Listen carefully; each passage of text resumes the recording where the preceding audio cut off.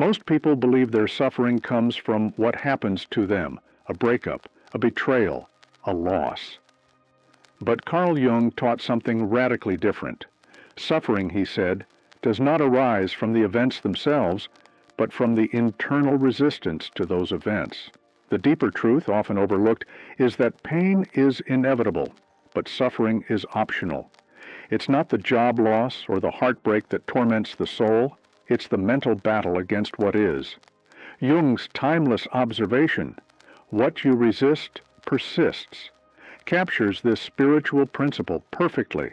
When people refuse to accept reality, when they say, "This shouldn't have happened to me," they unknowingly feed the very pain they're trying to escape. Resistance turns natural emotional responses into chronic suffering. Jung believed that healing begins the moment we stop fighting with life and start accepting it as it is.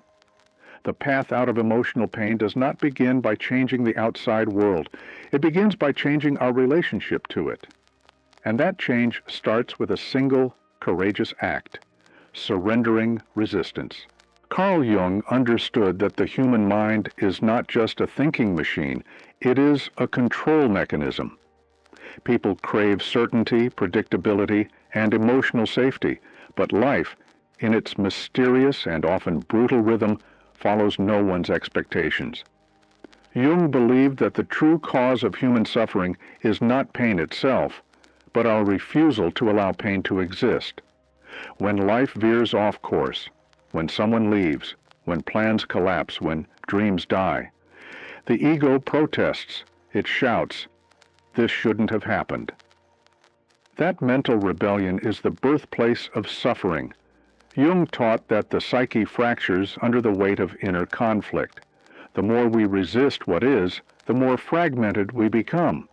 People do not suffer because of external events. They suffer because they believe reality should be different. But reality does not negotiate.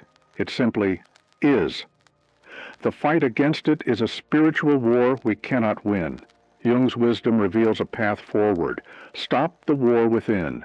Let go of the need to control, and suffering begins to loosen its grip. Peace doesn't come from victory over life, but from surrendering to its truth. Carl Jung believed that true transformation begins the moment we accept what we've spent our lives resisting. Most people misunderstand acceptance. They think it means giving up, agreeing with injustice, or pretending the pain doesn't exist. But in Jungian thought, radical acceptance is something far more powerful. It is not resignation, but liberation. It means ceasing to pour energy into a war that cannot be won, the war against reality. When someone experiences a painful event, a betrayal, a failure, a loss, the natural emotions that arise are valid, but suffering intensifies when the ego refuses to let those emotions move through. Jung taught that the unconscious mind holds on to pain because it refuses to accept impermanence. It clings to what was and denies what is. But when one truly accepts reality, fully, without resistance, a shift begins. The suffering is no longer fed by the mind's refusal. Jung understood this as a spiritual principle. By accepting the present moment as it is, we reclaim the only true power we ever had, the power to respond consciously. In acceptance, suffering weakens. In surrender, the soul begins to heal. Carl Jung often emphasized that pain is not a personal punishment, but a universal experience. Everyone, no matter their background, wealth, or strength, encounters suffering. But what separates those who grow from those who remain stuck is not the amount of pain they face, it's how they relate to it. Jung believed that those who resist pain remain trapped in a cycle of bitterness, while those who embrace it find the doorway to transformation. The ego whispers that no one understands your suffering, that your pain is too great, too unique. But Jung knew this was an illusion. Pain is part of the shared human journey. The difference lies in choice. Some use pain to justify their stagnation, while others use it to awaken deeper wisdom. Jungian psychology calls us to confront our shadows, not to run from them. Those who accept their pain, who feel it without judgment, begin to grow in ways that were once unimaginable. Pain becomes the great teacher, not the great destroyer. And in this shift of perception, the cycle of emotional suffering begins to break. Carl Jung's most haunting warning was this: until you make the unconscious conscious, it will direct your life and you will call it fate. This is not just a poetic idea, it's a psychological law. Most people don't realize they are reliving emotional pain, not because life is cruel, but because their unconscious mind has been programmed to repeat familiar patterns. Jung believed that much of what we suffer is not happening to us, but through us, orchestrated by internal scripts written in childhood. If a person was raised in an environment where love came with pain, or where safety was inconsistent, their nervous system began associating suffering with normalcy. These patterns were never consciously chosen. They were absorbed. And now, as adults, they continue to play out the same emotional storylines, attracting the same kind of relationships, sabotaging joy, fearing peace. To Jung, this was the shadow at work, the unseen part of the psyche that governs our lives in silence. Breaking the cycle of emotional pain requires more than awareness. It demands radical self-honesty. Until the unconscious is illuminated, we remain prisoners of our past, mistaking repetition for destiny. Carl Jung taught that the unconscious mind is not passive. It is active, shaping our reality through invisible repetition. What many call bad luck or fate is often just a loop of unresolved emotional pain playing itself out. A person may promise, "Next time will be different." But without awareness, the same outcome returns. Why? Because the pattern has not been seen.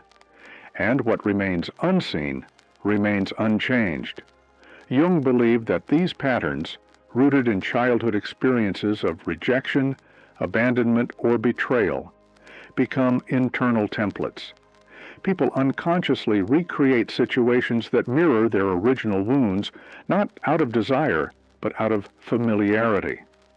Pain feels safe when it's all the nervous system has ever known, and so the cycle continues. Same partner, same argument, same collapse, over and over. To break free, one must make the unconscious conscious. That means asking hard questions. What emotion rules my life? What story have I been telling myself?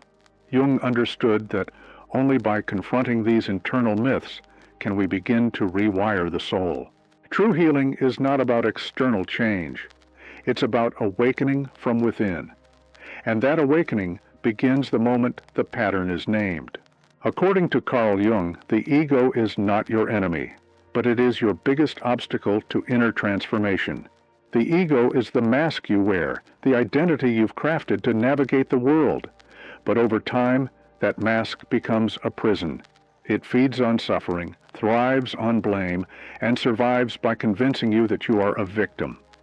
Jung warned that the ego resists healing, not because it hates peace, but because healing threatens its existence. The ego tells you stories. I'm always the one who gets hurt. They need to change, not me. Nothing ever works out for me. These narratives, repeated over time, become self-fulfilling prophecies. Jung believed that the ego clings to pain because pain gives it a sense of identity. Without the wounds, without the stories of injustice, the ego doesn't know who it is.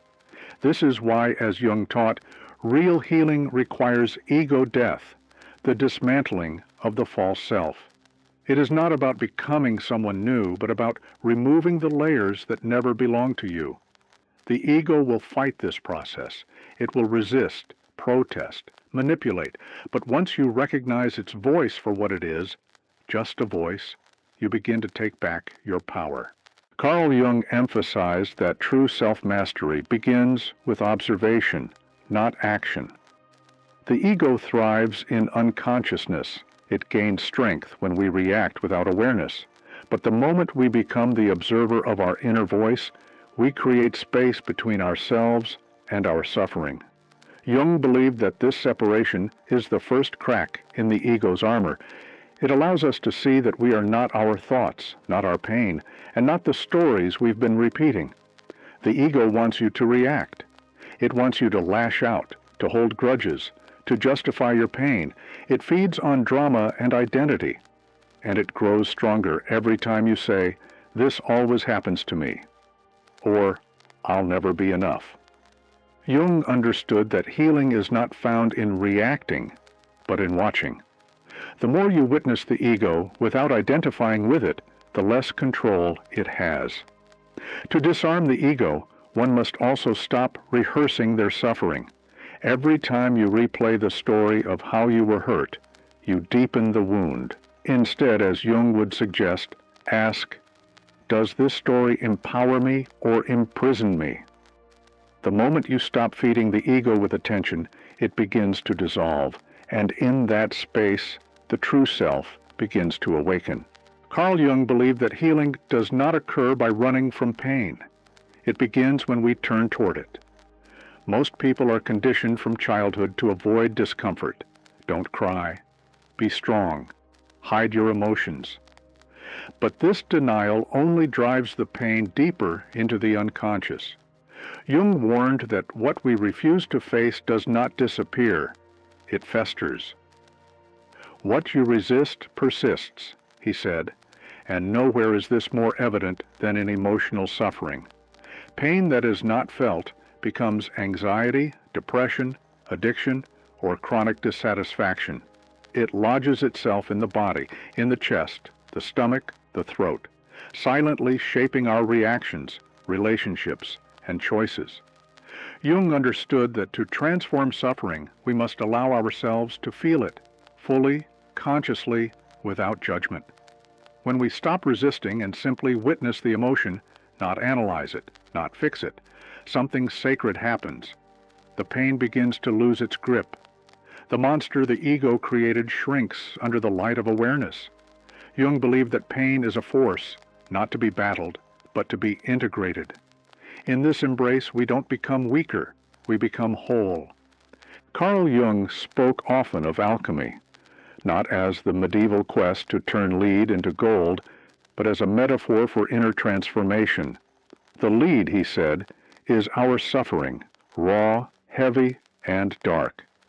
But when we face that pain, when we embrace it instead of resisting it, something miraculous happens. The suffering becomes fuel, the darkness becomes light, the wound becomes wisdom. Jung called this process individuation, the journey of becoming one's true self by integrating both light and shadow. Pain, in this sense, is not a detour on the path to growth. It is the path. Those who have walked through heartbreak, loss, betrayal, and emerged stronger, they are not broken. They are alchemists of their own suffering. They've taken the very thing meant to destroy them and used it to rise. This is the spiritual principle at the core of Jung's teachings. Suffering is not here to punish you. It is here to awaken you. The moment you stop seeing pain as an enemy and start seeing it as your initiation is the moment your transformation begins. Pain doesn't define you. What you do with it does.